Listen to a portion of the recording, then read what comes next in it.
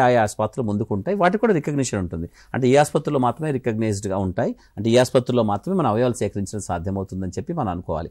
అవయవాలు సేకరించిన తర్వాత మళ్ళీ దానికి అలాట్మెంట్ ఉంటుంది. అంటే రెండు కిడ్నీలో ఒక కిడ్నీ ఎక్కడికి వెళ్ళాలి, ఇంకో కిడ్నీ ఎక్కడికి వెళ్ళాలి, లివర్ ఎక్కడికి వెళ్ళాలి, అలాగే లంగ్స్ కానీ, హార్ట్ కానీ, ఇతర అవయవాలు కానీ, ప్యాంక్రియాస్ కానీ ఎక్కడికి వెళ్ళాలని చెప్పేసి సీనియారిటీ లిస్ట్ ప్రకారం వెళ్తూ ఉంటుంది. సో అన్ని ఆసుపత్రికి సమానంగా ఒక సీనియారిటీ ప్రకారం, అంటే అది ఆసుపత్రికి సమానంగా కాకుండా పేషెంట్ యొక్క అవసరాన్ని రీత్యా పేషెంట్ యొక్క వాళ్ళ యొక్క క్రైటీరియా, వాళ్ళకున్న స్కోరింగ్ సిస్టమ్ ఆధారంగా మనకు అవయవాలు ఉంటాయి.